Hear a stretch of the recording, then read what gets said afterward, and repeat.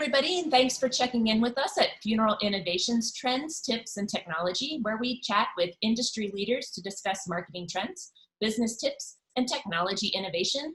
And we discuss how digital marketing helps you better serve your families. I'm Heather. I'm the Director of Marketing here at Funeral Innovations. And I'm Joey. I'm the Marketing and Design Coordinator at Funeral Innovations. And today we have on West Foulger from Envision Strategic Partners. Hi, West. How are you? Hello. Thanks for having me on. Thanks for being here. To kick it off, why don't you tell us a little bit about yourself and about your business? Excellent. My name's West Foulger. I own a company called Envision Strategic Partners and work as the Chief Operating Officer. We were founded as a company in January of 2015. So we've been at this for about 5 years now. Prior to starting Envision Strategic Partners, I was a sales manager at a family-owned funeral home here in Salt Lake City called Larkin Mortuary. There are four funeral homes, and they do about 1,200 cases. We kind of took the success that we had at Larkin Mortuary over about a 5-year span. We had a lot of questions, and other family-owned firms saw the success that Larkin Mortuary was having. And so myself and Spencer Larkin, our co-founder of Envision Strategic Partners, decided that we would create a third-party marketing company and bring our tools and resources and training basically to the marketplace. So within a short 5 years, we've been able to grow the business tremendously. We work with 30 brands across the country. Operating now in 13 states, and just couldn't be more excited about the future of Envision Strategic Partners and just being able to have the opportunity to help a lot more funeral homes with their pre-need sales and marketing. That sounds awesome. And before we jump into our second question, would you just describe a little bit like what you give the firms that you partner with, what your services look like?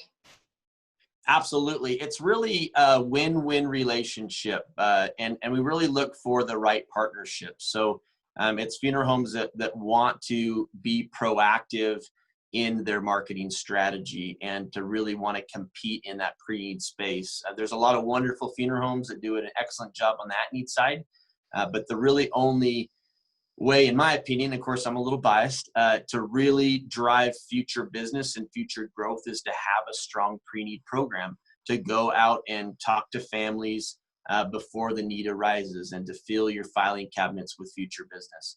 And there's a lot of other ways to go about, hoping that families call you at the time of need through, TV and radio and phone and digital marketing and things like that. But the only real guarantee that a family is going to call you as if there's a pre-need for them in the filing cabinet. So it's really, in my opinion, again, the best strategy. So we really run a turnkey operation on the pre-need side. Now, when they partner with us and we contract with them to run their program, we're going to do everything from finding, recruiting, hiring, training, motivating their sales team. Many of the funeral homes that we start with start from scratch. They don't have anybody really proactively working pre-need. And so our approach is to say, you know what, you focus on the at-need side of your business and let us handle the pre-need side of the business. So they can get rid of the headaches of trying to manage salespeople, hold them accountable, make sure leads are followed up with, make sure they're correctly and professionally representing your brand. We really take that. And then from that standpoint, we help with lead generation, CRM support, digital marketing with our partners there. You guys at Funeral Innovations that help us with our Facebook marketing for our clients. And then, of course, with our insurance partner, which is Homesteaders Life. And then, of course, we bring a whole nother array of support with having them on our team and one of our strategic partners with their account executives and the things that they do internally to really help funeral homes from a marketing perspective. So it really, we take care of it all. We track our success, send monthly reports, make sure the funeral home owners are well aware of the activities that are going on, help coordinate lunch and learns, community events. Of course, some of that stuff slowed down in the last few months, but with that being said, it really kind of takes, most funeral home owners, what I found is they will say, we'd like to do this. We'd like to do more community events. We'd like to do more lunch and learns. We'd like to do more seminars. But they just get busy, and it's difficult to market those events, to handle RSVPs, to send out reminders, and then to actually execute the event and do the presentations. So we basically just take that burden completely off of the funeral home owners, let them focus on what they're good at, and that's doing funerals and trying to manage their at-need operations, and then just really try to professionally, ethically, and caringly run a pre-need program that is consistent with what's important for their brand. Gotcha. And so you kind of touched on it a little bit, but do you think you could talk a bit more about how the pandemic kind of impacted the pre-need business, especially during that March, April, May time period? Yeah, I'd be more than, well, I don't really know that I want to talk about it, but I'll talk about it. It's been interesting. Obviously, you have to quickly adapt. I think that was one of the things that we realized. We were on a trajectory to have a phenomenal year. January, February, in fact, March, ironically, things were kind of happening the middle to the end of March with the pandemic. March was our record month as a company. So we closed March very strong, but of course, I think that had a lot to do with the momentum and the activity that we had in January and February, because of pre-need sales, everything's got a little bit of a lag. So we finished March really strong. Of course, then everything kind of kicked in. We immediately just started to figure out that we can't now meet families face to face. That was probably one of the biggest realizations that we had, is that there were a lot of fears, there were a lot of unknowns. People pulled back a lot, canceled appointments. Things changed rapidly. So we quickly moved to, and thankfully with Homesteaders Life and their support, being able to offer options for families to still fund insurance policies without a face-to-face meeting, we immediately just created digital presentation kits, where we were able to, take each of our clients' general price list, casket price list, and created full color presentation kits that we could email to families, that we could then present to them through a virtual conference, so to speak. Also realizing that now a sale is maybe going to be a 2, 3, 4-step process, that we're not going to have that set the appointment, go in their home, meet face to face, and close a sale. It was really going to require multiple steps, which then also required for us to retrain the staff on how to set appointments, how to use new technology. I don't know what it is about the funeral industry, but there's been technology that's been around forever that a lot of other companies have used for a long time, and all of a sudden we're just now teaching people about Zoom and GoToMeeting and the resources and tools that can now be used. So I think that the long-term impact is actually going to be very positive, that we now have 3 ways of helping families. That you can come to the funeral home, we can come to your home, or we can meet online.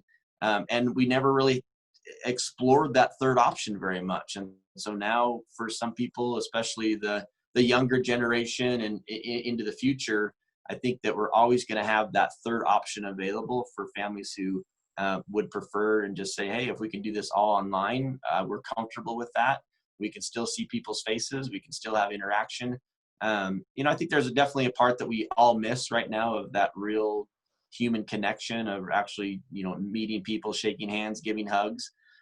That's all going to come back. But right now we have to just understand this is our new reality, and we have to be comfortable with it. And if, of course, you adapt or die, right? No pun intended. So that's just some of the things that we've done here. And then, of course, just the way we conduct sales meetings and training. We've luckily at the end of last year, we rolled out a series of online training videos for our pre-need sales team that all new people have to watch and kind of go through an assessment. Luckily, we had that done. And so that really helped us with continuing to be able to train. But, as far as the classroom trainings and travel and face-to-face stuff, but I think in the end, it's made us a lot more efficient, and realizing that we can still do our job with technology that we really probably wouldn't have done, just kind of doing things the old way because we've always done them that way.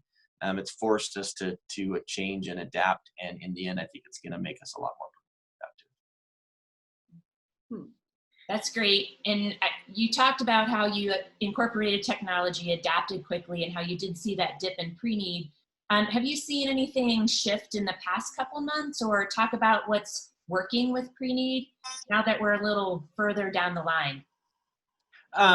April for sure was our bottom. I mean, we definitely hit a floor, from a sales perspective, and with the connections we have across the country and other marketers, and I mean, that fear just set in, and we definitely, April was a struggle to kind of adapt to the changes.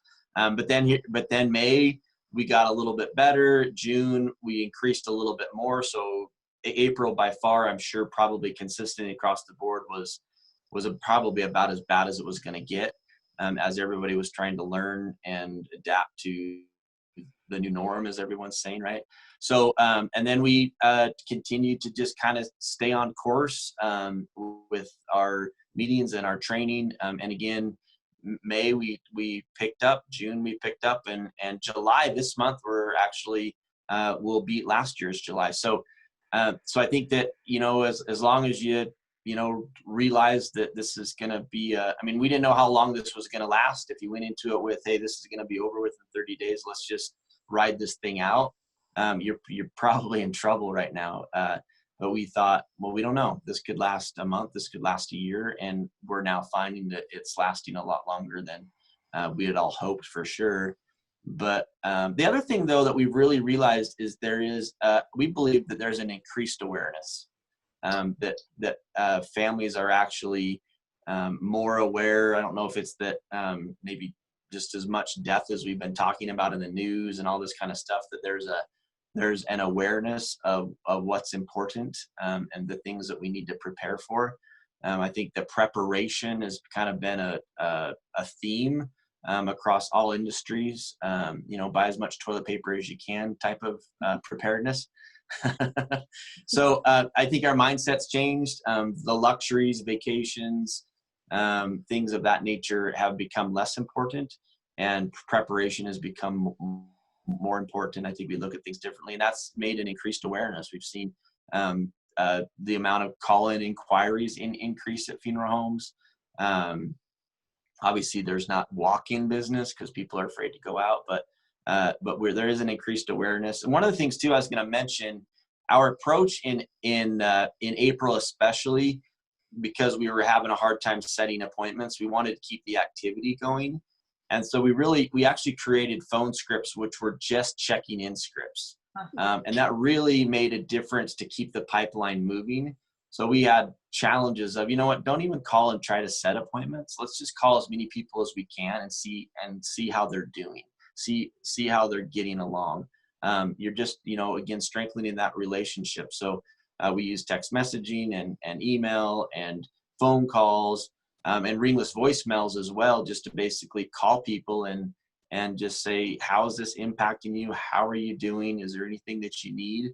And we've got a really good positive response that people were, were kind of surprised, so to speak, that we were, calling not for any other intent other than just seeing how people are doing. But that's obviously in the future going to, show that we care and strengthen that relationship for those families down the road. That approach, that empathetic, non-salesy approach, is something that we've been talking about internally, and that's been coming up in some of the trainings, marketing stuff that we keep on top of. So kudos to you for jumping on that right away. And it definitely builds that connection with people in a time when they're not ready to make a sale. So that's absolutely. Yeah. Kudos to you guys. I think it's a really good tip. So kind of moving into the next question is, what do you think are the top 3 things that funeral directors should do to better connect with their community around pre-need? So this could be, marketing or sales, and you kind of touched on that previously, but do you have any suggestions for the top 3? I'd say the top one is to not pull back. That's probably the one thing that we've seen the most is and this is just a natural thing in the funeral industry, and I've still been able to trying to wrap my head around it. But when things like this happen, funeral homes want to naturally pull back. Oh, let's, like super sensitive. Let's pull back our marketing. Let's pull, people are dying. And it's true, right?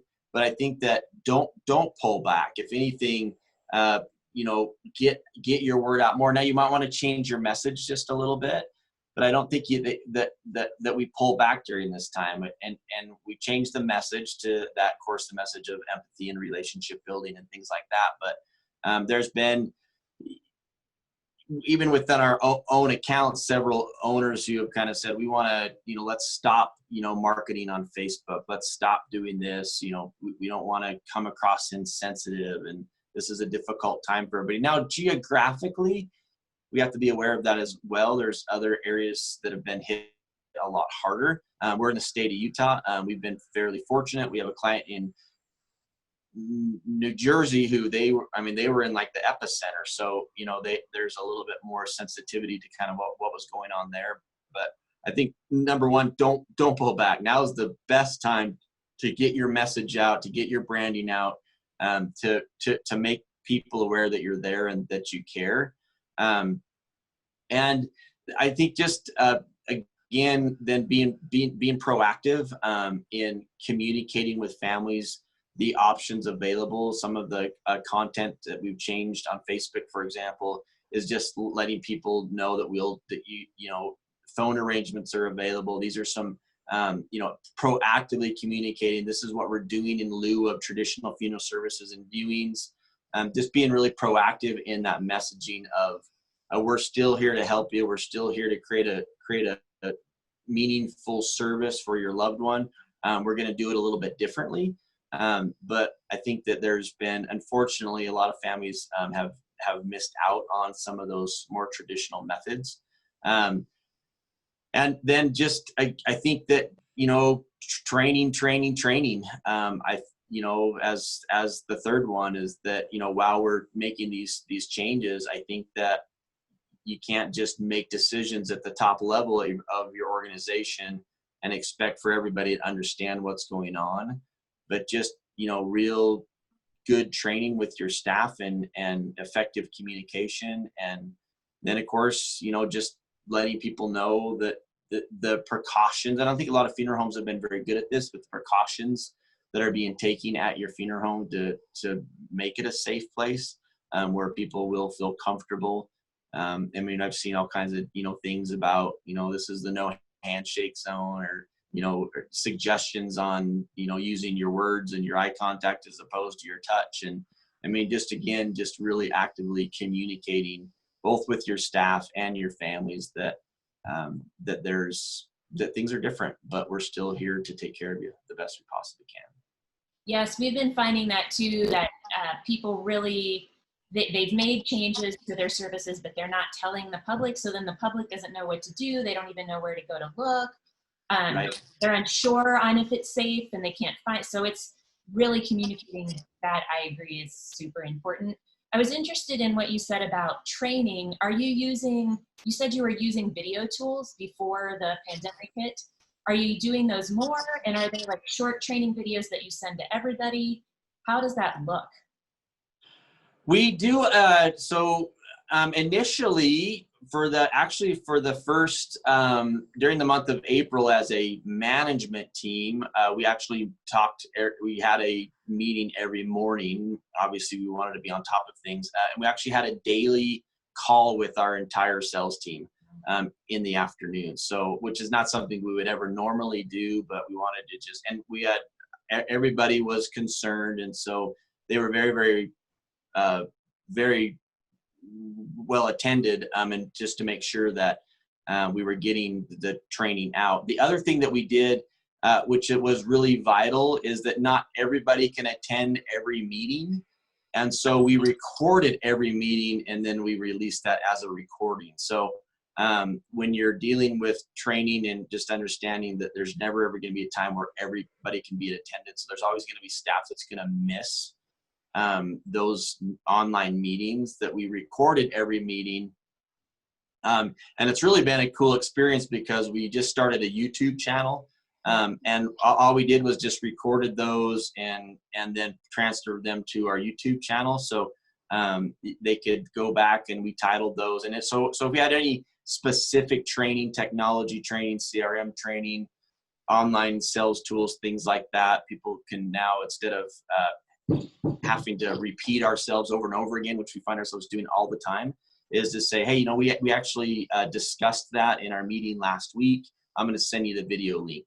So again, they can go back and they can refresh and they can watch those, and then it's really, quite honestly, those are now future tools for us, for new counselors and things, where we've done so much of that. I think just in the last 6 months or so, we've got 30 or 40 of our meetings that were ones that we wanted to record and make available on our YouTube channel that people can go back and watch. And so we're not, again, efficiency, right? We find ourselves on the phone retraining. We have 70 salespeople across the country. If we're constantly having to repeat ourselves and have that same training conversation, now we can say, hey, we did a training on that in February or March or whatever. I'm going to send you the link on cremation or on Zoom or on how to use the CRM to send out emails and things like that. Now we have the ability to just send them to a link and have them watch the training without us having to spend a lot of time there. So another absolute benefit was, okay, well, now instead of having to train people on an individual basis, we train the group once, we record it, and now that's available for everybody to watch it anytime. I think this is one of the other silver linings of the pandemic, is learning lessons like this. I mean, you did engagement, you did reassuring your employees, and now you're more efficient in your training. So win-win-win on that one. Absolutely. I totally agree. So you talked a little bit about the future of Preneed, but do you have any predictions about what the next 3 to 6 months of Preneed sales will look like? I think they're going to continue to go up. I think that the increased awareness has some to do with that. But I also think that we are just changing the way that we're communicating with families and offering that third option. We've seen the trend from April go like this, and again, July's. We're now going to beat last July. So I think the trend is going to continue going in that direction unless something crazy happens that we can't really predict at this point. But I do believe that we're going to continue to see an increase. I also think that there were probably a lot of people, and I know this for a fact, in our prospecting, where a lot of families said, we do want to do this, but now's not the right time, or let's just wait till things are over with. So I think there is a pool of people that would have planned that are just kind of putting it off. So I think we're seeing some of that now in this month, is that maybe families that we would have normally probably met with in April or May or June are now comfortable to meet with us now that some of those initial fears and scares are gone, and we understand this pandemic just a little bit more. So I think we're going to continue to see an increase, at least here and in our other firms, and we've seen that really across the board geographically, that there will continue to be an increase, and maybe even a little bit of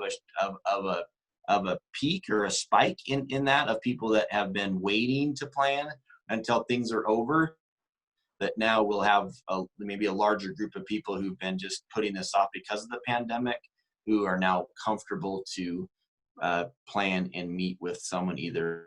And we're still doing in-home appointments and funeral home appointments, and then of course the third option of the online visit too. So I think there is a group of people that have just been wanting to do it, but then have been waiting, and that's direct communication from our families, is that this is something we want to do. We're just going to wait until things kind of settle down. So when they do, and they have, in reality, for most businesses, things have settled down. People are a lot more comfortable. They're not as scared. So I think we'll continue to see an increase now. And along those same lines of kind of trends that you see, or and bringing back in the technology a little bit, are there any tools that you wish all your funeral directors were using, or any tools that you wish existed to help this process? I don't know if there's any tools that we don't have that we're not using. I think the biggest challenge is getting everybody to use the tools. So, again, the funeral industry, we've always done it this way. And so, I've always met with families this way. I've always done arrangements like this. The younger generation of funeral directors, I think, have really adapted quickly to the changes because it's technology that they use in either their business or their personal lives.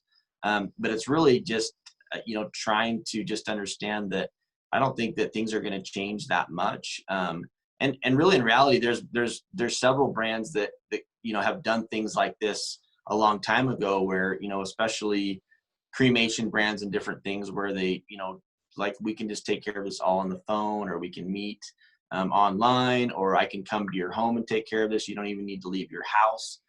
So I think that that's kind of where we're headed, for sure. But it's not that I think we have all the technology that we need, and the tools, they're readily available. It's really just holding everybody's feet to the fire to use those tools. So I think that, again, industries outside of ours have been using this stuff for a long time.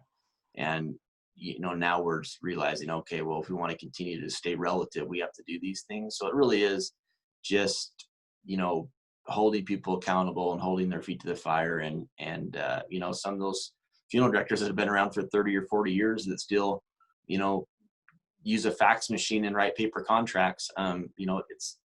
Things have changed. You got to adapt. Definitely. Heather, you want to go ahead with the last question? Sure. So we ask everybody this question, West. What's the biggest lesson you've learned while serving in this profession? And that can be from your time at the funeral home, or since you've been in more third-party marketing and Preneed. I kind of thought about that when I read it, when you sent this to me yesterday afternoon. And my biggest thought on that, and the thing that I've learned, is that people need help, but they don't know where to start or who to call. And so they don't. So you have to be proactive.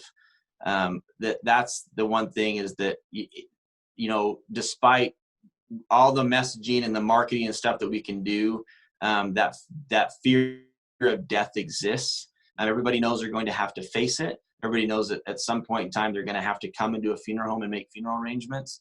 But they don't, and there's even some curiosity there, but there's a hesitation, as a general rule, I believe, for people to pick up the phone and make a phone call. And so people, they need help, and they don't know who to call. They don't know where to start. And it's our job to reach out to them.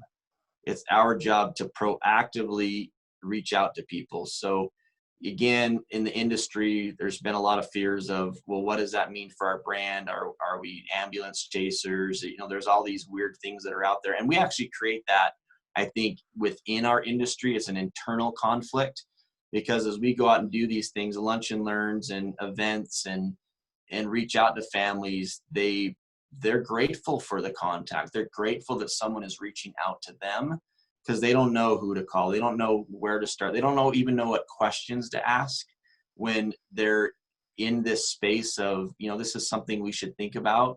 And I think it's a fleeting thought a lot of times of, this is probably something we need to do. But then that fear kicks in of, well, I don't want to go to a funeral home. Is there going to be a funeral going on? Are we going to see something we don't want to see?